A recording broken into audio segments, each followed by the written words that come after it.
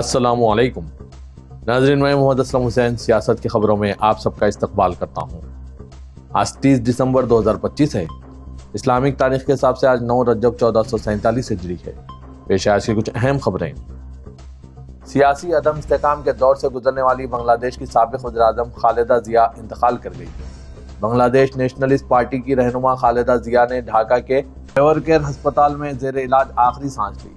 इनकी उम्र 80 साल थी और वो कुछ अरसे से अलील थी। खालिदा जिया की क़यादत वाली जमात BNP ने इनकी मौत की तस्दीक की है। सोशल मीडिया प्लेटफॉर्म एक्स पर एक पोस्ट में BNP ने कहा कि डॉक्टरों ने इन्हें कुछ देर कबल मुर्दा करार दिया है। खालिदा जिया ने आज मंगल की सुबह 6 बजे आखिरी सांस ली। वो काफ़ी अरसे से अलील थी और ढाका के एवर केयर अस्पताल में जेर इलाज थी। BNP की सोशल मीडिया पोस्ट के मुताबिक साबिक वज़ीर-ए-आज़म खालिदा जिया की तबीयत 29 से 30 दिसंबर की दरमियानी शब बिगड़ गई। इनकी हालत ख़राब होने पर इन्हें इलाज के लिए बैरून मुल्क मुंतकिल करने की तैयारियां जारी थी। खतर से खुसूसी परवाज ढाका पहुंची और ढाका एयरपोर्ट पर स्टैंड बाई पर थी, लेकिन मंगल की सुबह ही इनका इंतकाल हो गया। आज के इस खबरनामे को MS एजुकेशन की जानिब से स्पॉन्सर किया जा रहा है। MS Education Academy believes that education is the best gift from parents to their children. That's why we offer a modern, tarbiyat-based education that nurtures both academic excellence and strong moral values. MS Education Academy, preparing world-worthy individuals. Please click the link given in description for more details.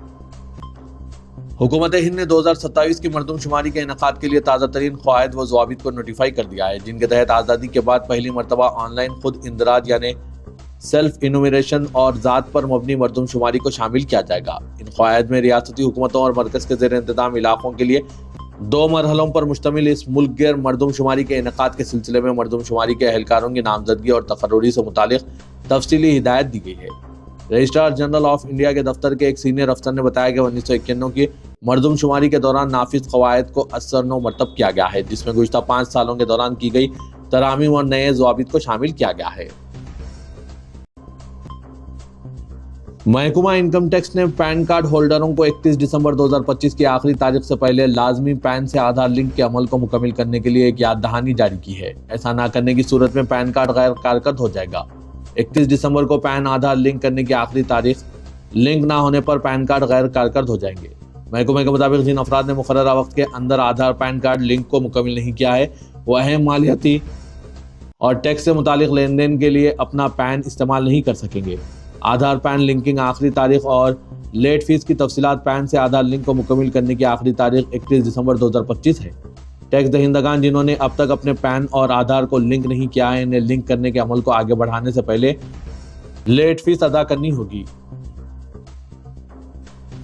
Mumbai में BMC election में मुख्तलिफ पार्टियों में ticket के हुसूल के लिए कारकुनों और लीडरों की रसाकशी कम व बेश खत्म हो गई। अक्सर बड़ी पार्टियों ने आज पर्चा नामजदगी दाखिल करने की आखिरी तारीख से एक दिन कबल ही उम्मीदवारों की फहरिस्त जारी कर दी, जिसके बाद मंजरनामा वाज़ेह हो गया है कहां से कौन उम्मीदवार है। इस बीच सियासी पार्टियों और मुख्तलिफ म्युनिसिपल वार्ड्स में कहीं खुशी कहीं गम का माहौल है। जो उम्मीदवार पार्टी का टिकट हासिल करने में कामयाब हो गए, इनमें से अक्सर ने आतिशबाजी करके अपनी खुशी का इजहार किया, जबकि तमाम तर कोशिशों के बावजूद टिकट से महरूम रह जाने वालों में मायूसी छा गई है। सुप्रीम कोर्ट ने एक अहम फैसला सुनाते हुए 2017 के उन्नाव आबरूरेजी केस में बीजेपी के साबिक रुकन असेंबली कुलदीप सिंह सेंगर की उम्र कैद की सजा मुअत्तल करने के दिल्ली हाईकोर्ट के हुक्म पर रोक लगा दी। कोर्ट ने वाज़ेह किया कि इसे रिहा नहीं किया जाएगा। Chief justice Suryakant, justice JK Maheshwari और जस्टिस ऑगस्टिन जॉर्ज मसीह पर मुश्तमिल तातीलाती बेंच हाईकोर्ट के फैसले के खिलाफ दाखिल की गई अर्जी पर समाअत के दौरान कहा कि इस मामले में कई अहम कानूनी सवाल पैदा हो गए हैं, जिन पर संजीदगी से गौर करने की जरूरत है। इसके साथ ही कोर्ट ने सेंगर को भी नोटिस जारी करते हुए इसे 4 हफ्तों में जवाब दाखिल करने का हुक्म दिया है। अदालत के इस फैसले पर इत्मीनान का इजहार करते हुए मुतासरा ने अदलिया पर मुकम्मल एतमाद का इजहार किया। इसके साथ ही उसने कहा कि मैं उस वक्त तक चैन से नहीं बैठूंगी जब तक कि इसे फांसी पर नहीं लटका दिया जाता। इसको फांसी मिलेगी तभी मुझे और मेरे अहले खाना के लिए इंसाफ मुकम्मल होगा। उत्तर प्रदेश के फतेहपुर जिले में एक चर्च के बाहर दाएं बाजू की इंतहा पसंद तंजीम बजरंग दल के कारकुनों के एहतजाज के बाद एक 60 साला पादरी और इसके बेटे को गिरफ्तार कर लिया गया। बजरंग दल के मुजाहिरीन ने इन दोनों पर हिंदू ख्वातीन को पैसे और दीगर लालच देकर जबरदस्ती मजहब तब्दील कराने का इल्जाम लगाया गया। मुजाहिरीन ने इस दौरान इस पुलिस गाड़ी को भी कुछ देर के लिए घेर लिया, जिसमें पादरी डेविड गिलेडन और इनके 30 साला बेटे अभिषेक गिलेडन को ले जाया जा रहा था। चर्च में दुआ या इज्तिमा के दौरान बजरंग दल के कारकुनान बाहर जमा हो गए और तकरीबन 3 घंटे तक एहतजाज करते रहे। इनका इल्जाम है कि हिंदू ख्वातीन को पैसे, नौकरियों और बच्चों को मुफ्त तालीम दिलाने के वादों के जरिए चर्च बुलाया जा रहा था। बिहार के जिला गोपालगंज से हुजूमी तशद्दुद का एक अफसोसनाक वाक़या सामने आया, जहां ममनुआ बीफ ले जाने के शुबे में एक मुस्लिम शख्स को खंबे से बांधकर बरसरेआम मारपीट की गई। गुज़िश्ता रोज पेश आए इस वाक़े को मोबाइल फोन पर रिकॉर्ड कर लिया गया और सोशल मीडिया पर बड़े पैमाने पर पेश किया गया, जिसके नतीजे में मुसलमानों में खौफ पैदा हो गया और रियासत में हुजूमी इंसाफ के बारे में संगीन अंदेशे पैदा हो गए हैं। मुतासरा शख्स की शिनाख्त पड़ोसी जिला सेवान के बरहारिया पुलिस स्टेशन के हुदूद में रहने वाले अहमद आज़ाद की हैसियत से की गई है। वो नगर पुलिस स्टेशन के तहत माथिया इलाके से एक मोटरसाइकिल पर गुजर रहे थे जब हिंदू इंतहा पसंदों के एक ग्रुप ने इन्हें रोक लिया। जाए वाक़े पर मौजूद अफराद ने बताया कि इन लोगों ने किसी कानूनी अथॉरिटी के बगैर आज़ाद की तलाशी ली और दावा किया कि इन्हें एक डब्बा मिला है जिसमें ममनुआ बीफ मौजूद है। कुछ ही देर में वहाँ लोग जमा हो गए। आज़ाद को एक बरकी खंबे से बांध दिया गया और सर्द मौसम में खुलेआम मारपीट की गई। वायरल वीडियो में एक शख्स को यह कहते हुए सुना गया है कि हमने इस ममनुआ गोश्त के साथ पकड़ा है, ये बुरे इरादे हैं। एक और शख्स ने दावा किया कि यह मोटरसाइकिल भी चोरी की लगती है। इस वीडियो में इन दावों का कोई सबूत पेश नहीं किया गया। मुकामी अवाम ने बताया कि पुलिस के पहुंचने से पहले काफी देर तक हमला जारी रहा। इस इलाके के कई मुसलमानों ने बताया कि ऐसे वाक़यात मुस्तकिल खौफ का बायस बन गए हैं। एक बुजुर्ग ने कहा कि आज अहमद आज़ाद है, कल कोई भी हो सकता है। लोग सड़क पर ही जज और पुलिस का रोल अदा कर रहे हैं। नाज़रीन, इस तरह के वाक़यात को रोकने के लिए अब मुसलमानों को क्या हिकमत अमली इख्तियार करनी चाहिए? पिछले 11 सालों से इस तरह के कई एक वाक़यात पेश आ चुके हैं। आप अपने ख्यालात कमेंट के जरिए जरूर बताइएगा। सदर कुल हिंद मजलिस इत्तेहादुल मुस्लिमीन और रुकने पार्लियामेंट हैदराबाद असदुद्दीन ओवैसी ने बांग्लादेश में दीपू चंद्र दास नामी एक हिंदू की हुजूमी तशद्दुद में हलाकत की मजम्मत की और उम्मीद जाहिर की है कि उबूरी हुकूमत के सरबराह मोहम्मद यूनुस खातियों के खिलाफ सख्त कार्रवाई करेंगे। असदुद्दीन ओवैसी ने कहा कि पाकिस्तान की ISI और चीनी अनासिर बांग्लादेश में सरगर्म है, इसीलिए पड़ोसी मुल्क के साथ ताल्लुकात बेहतर बनाना काफी जरूरी है। रुकने पार्लियामेंट हैदराबाद ने पार्टी हेडक्वार्टर में सहाफियों से बात करते हुए कहा कि बांग्लादेश में दीपू चंद्र दास के साथ जो कुछ हुआ है वो वहाँ के दस्तूर के खिलाफ है। ये एक अफसोसनाक वाक़या है। हमारी पार्टी किसी भी तरह की लिंचिंग की मजम्मत करती है और हम उम्मीद करते हैं कि बांग्लादेश मुंतजिम मोहम्मद यूनुस और इनका नज़्म व नस्र ऐसे वाक़यात के खिलाफ सख्त कार्रवाई करेगा। Deputy chief minister Maharashtra Ajit Pawar और इनके चचा की ज़ेर क़यादत जमातों NCP और NCP-SP में पुणे म्यूनसिपल कॉर्पोरेशन के मुजवज़ा इंतख़ाबात के लिए इत्तेहाद कर लिया है। नामजदगियां दाखिल करने की मोहलत खत्म होने से एक दिन कबल यह इत्तेहाद किया गया। एक दिन कबल ही हुक्मरान महायुवती इत्तेहाद में शामिल NCP और अपोजिशन महाविकास अघाड़ी रुकन NCP-SP ने पंपेड़ी म्यूनसिपल कॉर्पोरेशन के लिए इत्तेहाद को खतियत दी थी। NCP-SP रुकने असेंबली रोहित पवार ने बताया कि NCP-SP पुणे यूनिट के सदर प्रशांत जगतियाब के पार्टी से अखराज के बाद कई कारकुनान पार्टी की कारगुजार सदर सुप्रिया सुले से रुजू हुए और NCP के साथ हाथ मिलाने की दरख्वास्त की। तेलंगाना में असेंबली का सरमाई सेशन 2 ta 7 जनवरी तक जारी रहने का कवी इम्कान है, जिससे रियासत में सियासी सरगर्मियां मजीद तेज हो गई है। तेलंगाना असेंबली के पहले दिन आनजानी अरकान असेंबली को खिराज अकीदत पेश किया गया। वक्फे सिफर पर मुबासवी चंद बिल्स भी पेश करने के बाद स्पीकर असेंबली ने ऐवान की कार्रवाई 2 जनवरी सुबह 10 बजे तक मुलतवी कर दी। इसके बाद बिजनेस एडवाइजरी कमेटी का इजलास मुनक्किद हुआ। बासु ज़राए से पता चला है कि सरमाई सेशन 5 दिन यानी 2 ta 7 जनवरी तक मुनक्किद करने का फैसला किया गया, मगर इस पर हुक्मरान जमात की जानिब से कोई भी सरकारी तौर पर रद्दमल का इज़हार नहीं किया गया और ना ही अपोजिशन जमातों ने कोई वजाहत की। बीजेपी के फ्लोर लीडर महेश्वर रेड्डी ने बताया कि उन्होंने 32 अहम अवामी मसाइल पर मुबाहस करने और कम से कम 20 दिन असेंबली का इजलास चलाने की अपील की है। तेलंगाना कानून साज असेंबली के सरमाई सेशन के दौरान ऐवान में गैर मुतवक्किल मगर खुशगवार मंजर देखने में आया, जब तवील अरसे के बाद BRS के सरबराह साबिक चीफ मिनिस्टर के चंद्रशेखर राव की असेंबली में आमद ने सियासी माहौल को यकसर बदल दिया। जैसे ही KCR ऐवान में दाखिल हुए, तमाम निगाहें इन पर मरकूज हो गई। इस लम्हा चीफ मिनिस्टर रेवंत रेड्डी ने अपनी नशिस्त से उठकर साबिक चीफ मिनिस्टर के चंद्रशेखर राव के पास पहुंचे और इनसे मुसाफिया किया और खैरियत दरियाफ्त की। उन्होंने कायद अपोजिशन से इनकी सेहत के बारे में भी दरियाफ्त किया। सियासी अख्तलाफात के बावजूद इस बावकार और इंसानी रवैये ने ऐवान में मौजूद अराकीन को मुतासिर किया और लम्हा भर के लिए माहौल खुशगवार हो गया। इस मौके पर रियासती वुज़रा D श्रीधर बाबू, N उत्तम कुमार रेड्डी, कोमट रेड्डी, वेंकट रेड्डी, लक्ष्मण सीताक्का, गवर्नमेंट वेब्स श्रीनिवास इलैया के अलावा दूसरे मौजूद थे। सियासी अख्तलाफात के बावजूद दोनों कायदीन के दरमियान ये मुख्तसर मगर बावकार मुलाकात इस हकीकत की अक्कासी करती है कि जमहूरी निज़ाम में नज़रियाती अख्तलाफात के बावजूद ज़ाती एहतराम और सियासी शाइस्तगी की रिवायत बरकरार रहनी चाहिए।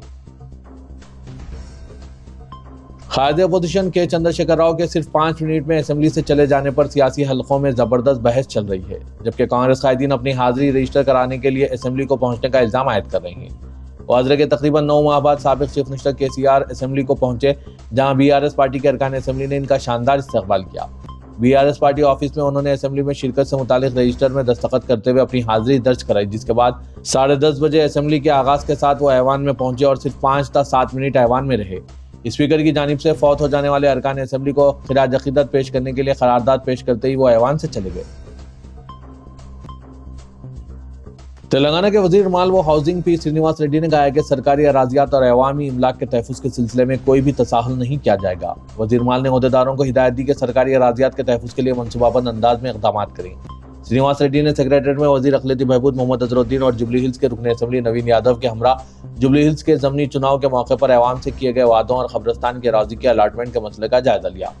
उन्होंने कहा कि जुबली हिल्स असेंबली हल्के के तहत बोराबंडा, एरागड्डा और शेखपेट इलाकों में गुज़श्ता कई दहों से मुकामी मुसलमान कब्रिस्तान की अराजी ना होने के सबब मुश्किलात का सामना कर रहे हैं। उन्होंने ओहदेदारों को हिदायत दी कि जल्द से जल्द मरकजी वजारत दिफा, तेलंगाना रेवेन्यू डिपार्टमेंट और वक्फ बोर्ड की मुश्तरका मसाई के जरिए कब्रिस्तान की अराजी का मसला हल करें। उन्होंने तजवीज़ पेश की कि जहाँ कहीं भी रेवेन्यू की अराजी डिफेंस को अलॉट की गई है, इनसे मुतबादिल अराजी हासिल की जाए। इसी तरह रेवेन्यू की अराजी वक्फ बोर्ड को मुंतकिल करते हुए कब्रिस्तान के अलाटमेंट के इक़दाम करें। खैरताबाद के रुकन असेंबली डी नागेंद्र ने अवाम को चीनी मांझे की फरोख्त रोकने के लिए इनाम की पेशकश की है। नागेंद्र ने कहा कि खैरताबाद असेंबली हल्के में अगर किसी भी दुकान पर चीनी मांझा फरोख्त किया जा रहा हो तो इन्हें इत्तला दी जाए। इत्तला देने वाले को 5,000 रुपये इनाम दिया जाएगा। इत्तला देने वालों के नाम छुपा कर रखे जाएंगे। उन्होंने इंतबाह दिया कि चीनी मांझा फरोख्त करने वालों के खिलाफ मुकदमा दर्ज करते हुए गिरफ्तारी अमल में लाई जाएगी। रियासत भर में चीनी मांझे की फरोख्त पर इम्तना आयद किया गया है। नागेंद्र ने कहा कि चीनी मांझे के नतीजे में कई हादसात पेश आ रहे हैं और अवाम को इस मौलिक मांझे से बचाव के लिए हुक्काम को इत्तला देनी चाहिए। वाज़ेह के चीनी मांझा कम कीमत पर फरोख्त किया जा रहा है और इसके इस्तेमाल से हालिया दिनों में कई हादसात पेश आए हैं। पुलिस डिपार्टमेंट ने भी मांझे की फरोख्त के जिम्मेदारों के खिलाफ कार्रवाई का फैसला किया है। ग्रेटर हैदराबाद म्युनिसिपल कॉर्पोरेशन के हुदूद में पुलिस कमिश्नरेट की 89 तंजीम जदीद की गई है। 3 कमिश्नरेट की तंजीम जदीद की गई है। GHMC के तहत अब हैदराबाद, साइबराबाद, मलकाजगिरी और फ्यूचर सिटी कमिश्नरेट्स होंगे। इस सिलसिले में रियासती हुकूमत की जानिब से GO जारी कर दिया गया।